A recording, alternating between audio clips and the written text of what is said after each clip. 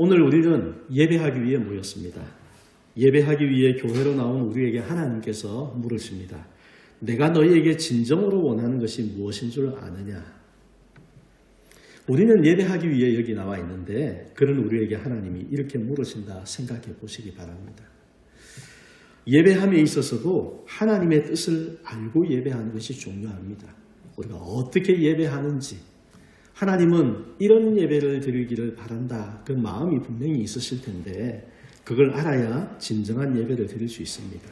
그냥 내 생각 따라서 그냥 우리가 습관적으로 그렇게 예배하는 것으로는 하나님이 원하시는 예배가 되지 못한다는 겁니다.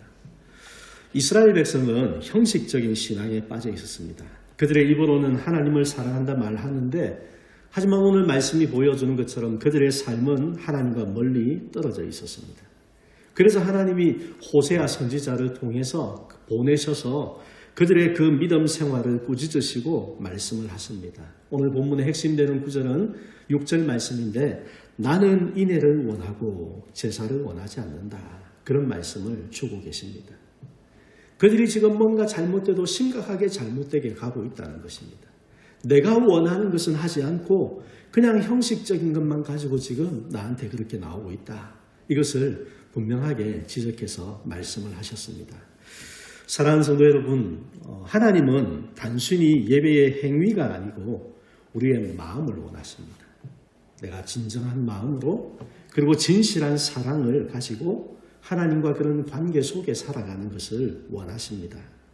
오늘 말씀을 통해서 하나님이 우리에게 진정으로 원하시는 것이 무엇인가 이것을 함께 살펴보겠습니다. 여러분, 하나님이 원하시는 것을 알고 그것을 따라 하나님을 기쁘시게 하는 복된 믿음의 성도로 살아가시기를 간절히 축복합니다. 자, 하나님이 원하시는 것 첫 번째는요, 우리의 마음으로 하나님께 돌아오는 것을 원하십니다. 한번 읽어봅시다. 마음으로 하나님께 돌아가자. 자, 1절 말씀입니다. 오라 우리가 여호와께로 돌아가자. 여호와께서 우리를 찢으셨으나 도로 낫게 하실 것이요 우리를 치셨으나 싸매어 주실 것입니다. 호세아서에 나오는 이 이스라엘, 북이스라엘인데요. 이 이스라엘은 하나님을 떠나서 우상을 숭배하며 우상을 따라 살았습니다. 그리고 그러한 그들의 죄의 결과로 하나님께 징계를 받게 됩니다. 그런데 하나님이 징계하시는 목적은 그들을 파멸시키려는 것이 아닙니다. 그냥 두어서는 도무지 깨닫지 못하고 그들의 잘못하는 것을 회개할 줄 모르기 때문에 징계라는 방법을 통해서 그들이 생각하게끔 하시는 겁니다. 아, 우리가 잘못하고 있구나. 이렇게 계속 가서는 안 되겠구나. 그렇게 느낄 수 있게끔 어쩔 수 없이 주는 방법이 징계라는 거죠. 그래서 이 징계를 통해서도 하나님은 회복을 바라보고 계시는 겁니다. 징계라는 방법을 주셨지만 그러나 이것을 통해서 하나님은 여전히 그들을 부르고 계시는 겁니다. 어떤 것입니까? 너희가 지금 쫓아가고 있는 헛된 우상을 버리고 내게로 돌아오라. 그 말씀을 하고 계시는 겁니다. 우리 하나님은 죄에 대해서 진노하심이 분명히 있습니다. 그러나 여러분 기억할 것은 그 진노보다 사랑이 더 크신 하나님이심을 여러분 잊지 마시기를 바랍니다. 그 사랑에서 우리가 어떻게 하든지 하나님 앞에 돌아와서 그 가운데에서 진정한 기쁨과 복을 누리는 삶을 살기를 원하시기 때문에 이렇게 하시는 하나님이시라는 겁니다. 1절 말씀을 보면 하나님께서 찢으셨으나 도로 낫게 하실 것이다. 그런 말씀이 나옵니다.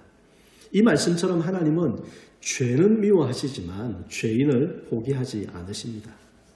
징계하시면서도 치료할 것을 준비하시고 그들 앞에 회복의 길을 열어놓으시는 하나님이십니다. 여러분, 예수님의 제자 베드로를 아시죠? 베드로가 주님이 잡혀가시던 그 밤에 주님을 모른다고 3번이나 부인했습니다. 그러나 닭 울음 소리를 들었을 때 주님께서 그에게 하셨던 그 말씀이 생각나서 밖으로 뛰어나가서 눈물을 흘리며 회개했습니다. 부활하신 주님께서 나중에 다시 그를 찾아오셨습니다. 그리고 그에게 내가 나를 사랑하느냐 3번 물으셨습니다. 베드로가 예수님을 모른다고 3번 부인했는데 예수님이 내가 나를 사랑하느냐 3번 물으셨습니다. 이 시간을 통해서 주님은 베드로의 마음을 회복시켜 주시려고 한 겁니다. 네가 나를 3번 모른다고 부인했지만 그러나 나의 질문에 네가 3번 대답함으로 그 모든 것 다 잊어버리고 이제는 회복되어야 된다. 이런 어떤 기회를 주시는 겁니다. 그때 베드로가 마음을 다해 주님을 사랑한다 고백하고 주님께로 돌아왔습니다. 베드로는 분명히 실패했습니다. 하지만 그 실패가 그에게 끝이 아니었습니다. 마음으로 회개하면서 새로운 시작을 하게 되었습니다. 여러분, 하나님이 원하시는 사람은 결코 넘어지지 않는 사람이 아닙니다. 세상에 그런 사람이 어디 있겠습니까? 우리는 남들에게 넘어지지 않는 사람인 것처럼 보이기 위해서 발버둥치며 살아가는 것 같습니다. 그러나 여러분, 누구도 넘어지지 않는 사람은 없습니다. 하나님은 그런 사람을 찾는 것이 아니고 넘어지더라도 다시 돌아오는 사람을 찾으신다. 오늘 이스라엘을 통해서도 그와 같은 말씀을 저와 여러분에게 하고 계시다는 것을 기억하시기를 바랍니다. 자, 오늘 본문의 이스라엘 백성에게 하나님이 원하시는 것, 그들에게 필요한 것은 바로 베드로처럼 마음으로 하나님께로 돌아가는 것입니다. 자, 이들이 한 말을 한번 보겠습니다. 2절, 3절 말씀입니다. 여호와께서 이틀 후에 우리를 살리시며 셋째 날에 우리를 일으키시리니 우리가 그의 앞에서 살리라. 그러므로 우리가 여호와를 알자, 힘써 여호와를 알자. 그의 나타나심은 새벽빛같이 어김없나니 비와 같이 땅을 적시는 늦은 비와 같이 우리에게 임하시리라 하니라. 자, 이 말씀 속에 이스라엘은 하나님이 그들을 살리실 거다 그렇게 믿고 있습니다. 그리고 어김없이 회복의 역사로 임하실 것이라 기대하고 있습니다. 여러분, 이 구절 있잖아요. 1절에서 3절까지의 내용을 누가 말했는가, 이것을 보는 관점이 2개가 있습니다. 하나는 호세아 선지자가 한 말이다. 지금 범죄하고 우상숭배에 빠져있는 이스라엘을 향해서 너희가 마음을 돌이켜서 하나님께로 가야 된다, 그렇게 권면하는 선지자의 말이다. 이렇게 보는 견해가 하나 있고, 또 다른 견해는 이스라엘 백성들이 하는 말이다. 범죄한 가운데에서 그들이 지금 이런 식으로 하나님 앞에서 형식적인 그런 어떤 말을 내뱉고 있다. 이렇게 보는 견해가 있습니다. 저는 2번째 견해를 가지고 지금 말씀을 좀 보려고 합니다. 이스라엘이 지금 이런 말들을 막 내뱉고 있습니다. 그런데 여러분, 중요한 것은 무엇입니까? 그들이 가지고 있는 마음이 어떤 마음이냐? 여기에 따라서 다르게 볼 수 있는 겁니다. 정말로 하나님을 알고 하나님 앞에서 그들의 마음에 상한 그런 심령을 가지고 진심으로 회개하며 나가는 그 마음에서 하는 말이라면 이건 참 귀한 마음입니다. 그죠? 믿음으로 돌이키려고 하는 참 아름다운 모습이라고 볼 수가 있습니다. 하지만 오늘 말씀을 만약에 하나님은 지금까지 늘 그렇게 해주셨으니까 이번에도 내가 하나님 앞에 그냥 나가서 보이기만 하면, 말하기만 하면 용서해 주실 거야. 예배만 드리면 괜찮아질 거야. 주일만 지키면 하나님이 그냥 괜찮다고 하실 거야. 그렇게 생각하고 형식적으로 건성으로 하는 것이라면 우리의 마음을 달아보시는 하나님께서 결코 받아주지 않으실 겁니다. 여러분, 하나님은 긍휼이 풍성하십니다. 회복을 주기 원하십니다. 하지만 우리의 마음을 중요하게 보십니다. 형식적인 모습으로 나오는 것을 원하지 않으십니다. 그래서 심지어는 이스라엘 백성들이 하나님 앞에 그렇게 꾸준히 제사하러 나올 때 너희가 내 마당만 밟을 뿐이다. 난 너희가 예배하는 것을 싫어한다. 이렇게까지도 말씀하셨던 하나님이십니다. 형식적인 모습이 아니라 참 마음으로 하나님께 돌아오는 것을 원하신다는 것입니다. 우리 예레미야 4장 4절 말씀을 한번 같이 읽어보겠습니다.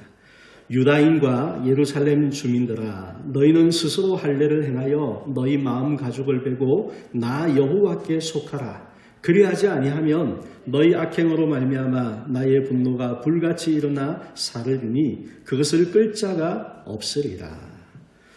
자, 이스라엘을 향해서 하나님이 하시는 말씀인데 할례에 대한 얘기가 나옵니다. 유대인들이, 이스라엘 사람들이 항상 자랑하는 것 중에 하나가 할례입니다. 내 몸에는 내가 하나님의 백성이라는 표시가 있어. 내 몸에 상처를 내어서 할례를 받았기 때문에 이 할례 받은 표시가 내가 하나님의 백성이라는 증거야. 그렇게 말하면서 자랑했는데 하나님이 뭐라고 말합니까? 너희 마음 가죽을 빼고 나 여호와께 속하라.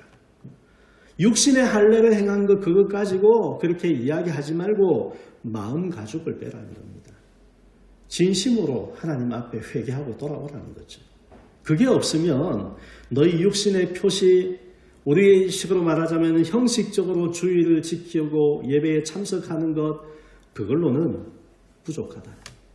이 말씀을 하고 계시는 겁니다. 마음 가죽을 베는 사람만이 진정으로 하나님께 속한 사람입니다.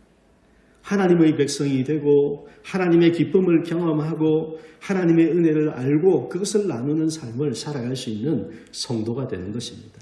우리가 지난 주간에 연합 부흥회를 가졌습니다. 주제가 회복이었죠. 제가 포스터를 아직 떼지 않은 이유가 있습니다.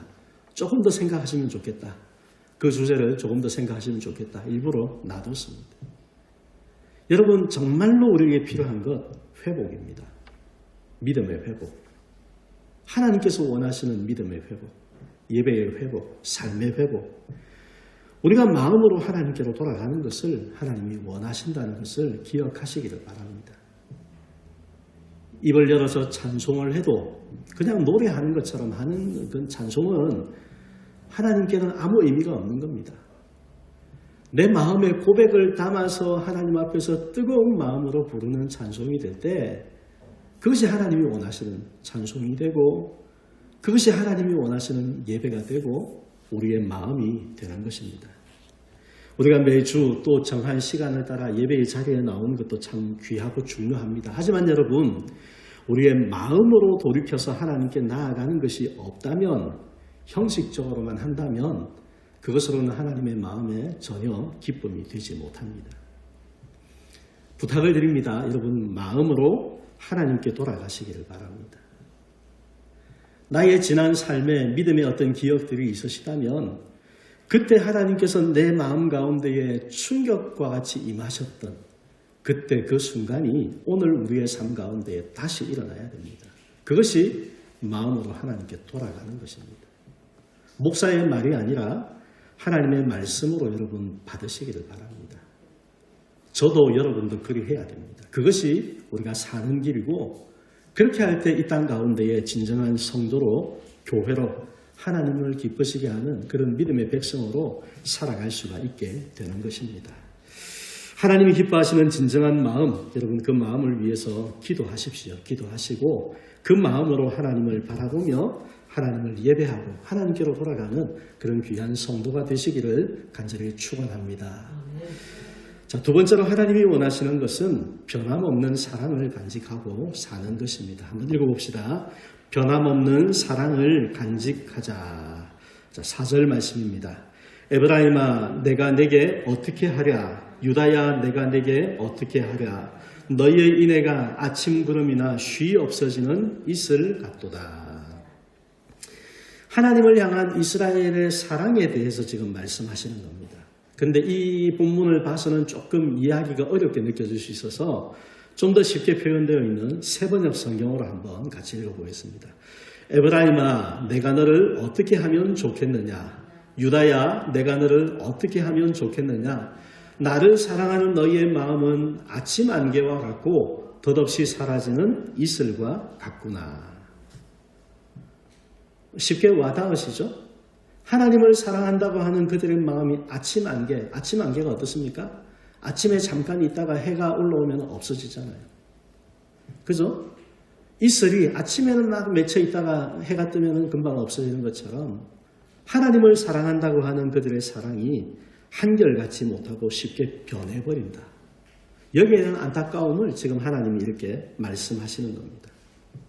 이스라엘의 모습을 생각해 보면 우리가 어렵지 않게 떠올려 볼 수 있습니다. 그들은 하나님 앞에서 은혜를 구하고 하나님이 회복시켜 주시고 구원해 놓으면 또 얼마 지나지 않아서 우상 숭배하고 하나님보다 세상을 더 의지하고 이방 나라를 의지하고 이런 모습으로 번번이 돌아가는 그런 상태로 살아왔습니다. 그런 모습을 하나님이 아시고 보시는 것 아닙니까? 그렇게 계속해서 우상에 빠지고 하나님에게서 멀어져가는 이들을 바라보시는 마음을 지금 말씀하고 계시는 겁니다. 오늘 본문 6절을 보면 그러한 이스라엘을 향해서 하나님이 나는 인애를 원하고 제사를 원하지 않는다 말씀을 하십니다. 하나님이 원하시는 것은 이스라엘 백성에게 하나님과 같은 그런 인애가 넘치는 것을 원하시는 겁니다. 그들의 마음에. 근데 여러분 7절 이하에 나오는 내용을 보면 이스라엘 백성의 손과 발에 피가 가득했다. 그렇게 나와 있고 하나님께 신실하지 못하고 이웃에 대해서도 인애, 사랑을 품지를 못했습니다. 길르앗은 악을 행하는 고을로 불렸고 거룩해야 될 제사장들이 오히려 악을 행하는 모습으로 나타나고 있습니다. 그런 백성을 향해서 하나님이 무엇을 말씀하십니까? 나는 진정으로 인애를 원한다. 이 말씀을 하시는 겁니다. 자, 여기 인애라는 말을 한번 보면 이제 여러분 아마 많이 들어서 기억하실 것 같아요. 히브리어 단어의 헤세드라는 단어입니다. 이 헤세드라는 단어가 가지고 있는 뜻이 충성, 책임감이 강하다, 신실하다 이런 뜻들이 있습니다. 그래서 여기서 말하는 사랑인데 인애라는 것은 어떤 사랑이냐? 책임지는 그런 사랑. 이런. 그래서 하나님께서 우리에게 대해서 보여주신 헤세드의 사랑을 언약적인 사랑이다 이렇게 말합니다. 목숨을 걸고 약속해서 반드시 지켜내는 그런 사랑을 이 언약적인 사랑이다. 헤세드다 말씀을 하는 겁니다. 하나님께서 먼저 우리에게 그 사랑을 보여주셨습니다. 죄인이죠. 우리가 번번이 실패하고 넘어지죠. 그런데 하나님 포기하지 않으시고 다시 돌이켜주시는 그런 열심으로 변함없는 하나님의 사랑을 우리에게 보여주셨습니다.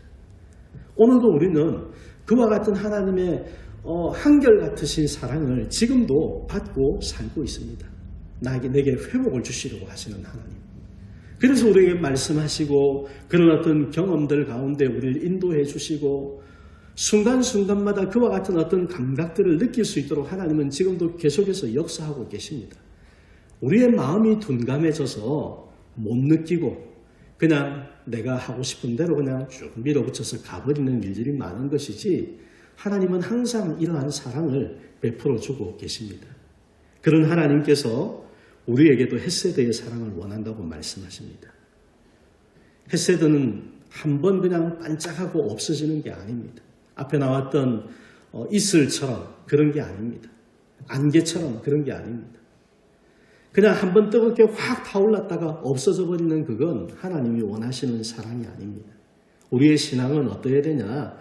매일 타오르는 등불과 같은 꾸준한 하나님께 대한 사랑과 헌신으로 나타나야 됩니다. 그것이 하나님이 원하시는 인애입니다. 하나님은 예배하는 우리에게 이러한 진실된 사랑을 원하시는데 구약 성경에 이런 사랑을 보여준 인물이 있습니다. 여러분 룻기에 나오는 이 룻이라는 사람. 룻은 시어머니인 나오미에게 어머니의 백성이 나의 백성이 되고 어머니의 하나님이 나의 하나님이 되실 것입니다. 이렇게 고백을 했습니다. 룻은 모압 여인입니다. 이방 사람이죠. 그런데 이 나오미의 아들과 결혼을 했다가 남편이 죽고 젊었을 때 과부가 되었습니다. 어머니는 너는 아직 젊으니 나를 따라오지 말고 내 백성에게 돌아가라. 그래서 내가 살 수 있는 그곳에서의 삶을 새롭게 살아가라 얘기했는데 그러나 자기의 고향 그리고 미래를 포기하고 한결같은 사랑으로 이 시어머니 나오미를 따라서 섬겼습니다. 그 사랑이 바로 여기에 나와 있는 인애의 사랑입니다. 충성스러운 사랑인 거죠. 그런 사랑을 보이신 이 룻을 향해서 하나님이 귀하게 보시고 그로부터 다윗이 태어나게 하시죠. 다윗의 조상이 되게 하시고 그리고 또 예수님의 족보에 그 이름을 올려주셨습니다. 하나님이 얼마나 귀하게 보시는가 나타내고 있습니다. 사랑하는 성도 여러분, 오늘 우리의 사랑은 어떻습니까? 하나님께 대한 우리의 사랑, 이웃에 대한 우리의 사랑은 어떻습니까? 내 감정이 뜨거울 때는 사랑하고 어려움이 오면은 식어버리는 그런 사랑의 모습이 있다면 여러분 이 사랑을 새롭게 해야 됩니다. 하나님은 우리에게 오늘의 감정이 아니라 내일도 같은 사랑을 가지고 살아가는 것을 원하십니다. 꾸준한 사랑, 변함없는 사랑을 원하십니다. 그렇게 하면 우리가 하나님 사랑을 넉넉히 이루어갈 수 있을 것이고 이웃 사랑을 실천하며 살아갈 수 있을 겁니다. 그런데 그러기 위해서는 인애의 사랑을 가져야 되는 겁니다. 하나님이 말씀하신 사랑을 가질 때 하나님을 사랑하고 이웃을 사랑하는 삶이 될 수가 있습니다. 여러분 하나님이 원하시는 인애의 마음을 배우시기를 바랍니다.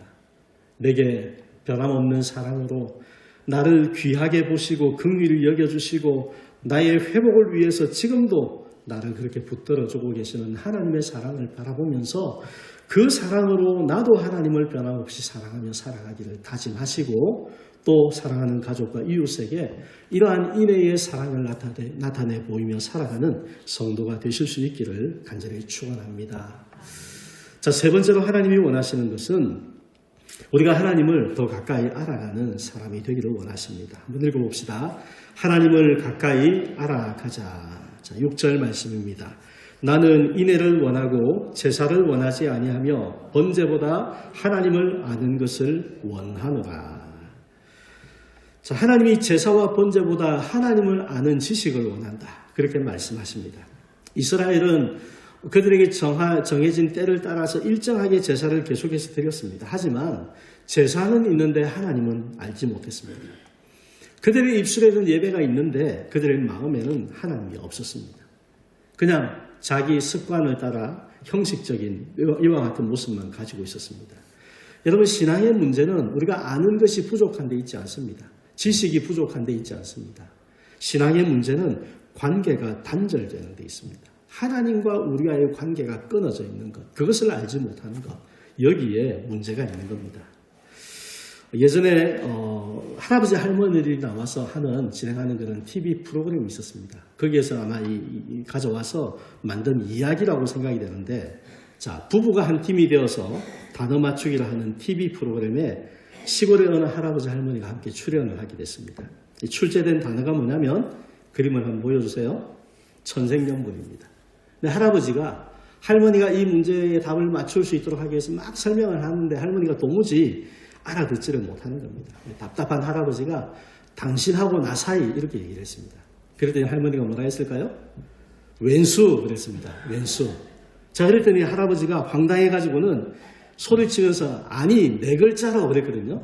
그랬더니 할머니가 하는 말이 평생 왼수 이러는 겁니다. 여러분, 우스갯소리 같은 그런 이야기죠. 자, 한 가지 더 얘기하면 여러분, 원수와 왼수의 차이점에 대한 유머가 있습니다. 원수는 같이 살지 않아도 되는 사람이고 왼수는 어쩔 수 없이 같이 살아야 되는 사람이랍니다. 그래서 원수는 어느 정도 그냥 버티면 되니까 견딜만 한데 왼수는 어떻습니까? 계속 같이 살아야 되는 사람이라서 더 힘들다. 그래서 왼수라고 한답니다. 우스갯소리입니다. 자, 여러분, 앞서 이야기에서 제가 하고 싶은 말이 있습니다. 할아버지는 지식적인 어떤 답을 요구하는 겁니다. 우리 관계가 뭐냐? 천생연분, 이걸 바랬죠. 근데 여러분, 지식으로는 그렇게 대답할 수 있지만 할머니는 어떤 대답을 했습니까? 경험적인 대답을 했습니다. 내가 살아본 이 인간은 평생 왼수더라. 경험을 통해서 자기가 아는 걸 그대로 얘기를 한 거죠. 지식과 경험은 분명한 차이가 있습니다. 하나님께서 너희가 나를 알기 원한다라고 말씀하는데 여기 안다는 것은 단순히 지식이 아니라 이 관계적으로 친밀함을 나타내는 그런 말입니다.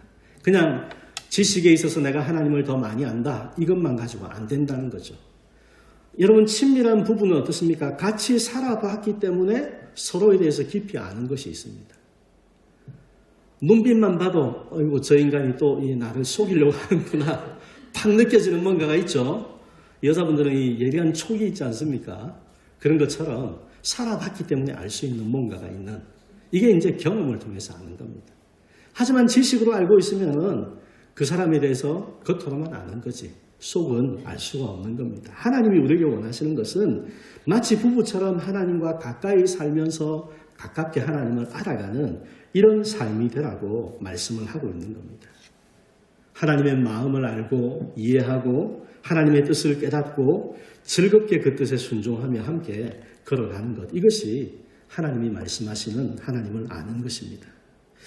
우리가 오늘 종교개혁 주일이라는 말씀을 드렸는데 마틴 루터가 젊은 수도사 시절에 죄책감에 눌려서 매일 자신을 정죄하며 그렇게 고통스럽게 살았습니다. 그러다가 로마서 1장 17절 말씀이 하나님께로부터 탁 생각이 나서 오직 의인은 믿음으로 말미암아 살리라, 이 말씀을 주시는 것을 통해 깨달음을 얻게 되었습니다. 그래서 하나님이 두려운 재판관이 아니라 사랑의 아버지시라, 이 사실을 알게 되었고 말씀에 의지하여서 그의 죄를 깨끗하게 하여 주심을 믿고 그의 믿음을 새롭게 하고, 이것이 종교개혁의 불길을 일으키는 역사가 되었습니다. 그가 하나님을 알게 되었을 때 그의 마음에 모든 그 굴레가 벗겨지고 자유를 얻게 되는 것입니다. 하나님은 이것을 우리에게 원하신다는 겁니다. 우리가 정말로 하나님을 알게 되면, 정말로 믿음을 가지고 살게 되면 하나님이 주시는 자유를 누리며 살게 되고 진정한 기쁨을 맛보며 살게 되고 그런 예배를 우리가 날마다 누릴 수 있게 되고 우리의 삶을 통해서 세상에 하나님을 알고 하나님이 믿어지는 역사를 이룰 수 있는 사람이 될 것을 하나님이 말씀을 하시는 겁니다. 사랑하는 성도 여러분, 하나님은 우리가 지식으로 알아가야 되는 대상이 아닙니다. 우리와 관계를 맺기 원하는 대상입니다. 함께 있기 원하시고 함께 살기를 원하시고 그래서 우리가 하나님의 구원을 체험하고 그 사랑에 감동하면서 헌신을 다짐하며 살아가는 그와 같은 살아있는 지식을 원하신다는 겁니다. 형식적으로 하면 이스라엘 백성들처럼만 하게 되겠죠. 그냥 절기를 지키고 제사를 드리고 그 시기에 맞춰서 그냥 모이고 이걸로 그냥 충분하다 생각하겠지만 하나님이 원하시는 것은 그것이 아닙니다.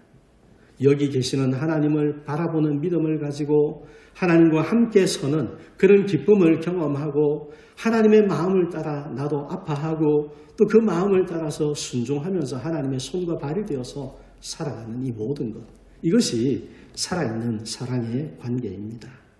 예배를 통해서 하나님을 사랑하는 마음을 고백하는 성도가 되시기를 바랍니다. 그리고 하나님의 깊은 사랑을 여러분 더 경험하시고 말씀과 기도를 통해서 하나님의 그 마음과 뜻을 깨달아 알아가면서 하나님의 마음을 알기에 기쁘게 순종하며 살아가는 이 모습을 가지고 매일 하나님을 더 가깝게 여러분 살아갈수록 이전보다 더 하나님을 가까이 아는 그런 성도가 되시기를 축원합니다. 말씀을 정리합니다. 오늘 우리가 본 호세아 6장 말씀은 이스라엘의 거짓된 모습을 꾸짖으시면서도 여전히 돌아오라고 그렇게 말씀하시는 사랑의 외침입니다. 본문 6절 말씀을 우리 한 번 더 같이 읽어보면 좋겠습니다. 나는 인애를 원하고 제사를 원하지 아니하며 번제보다 하나님을 아는 것을 원하노라. 제사와 번제를 드리는 것, 예배의 형식을 가지고 살아가는 것, 그것만 가지고는 하나님의 기뻐하심이 되지 못한다. 인애가 있어야 되고 하나님을 정말로 가까이 알아가는 것이 있어야, 우리의 진정한 마음이 있어야 그것이 하나님을 기쁘시게 한다. 여러분, 이 말씀을 마음에 깊이 새기시기를 바랍니다. 예배의 본질은 관계입니다.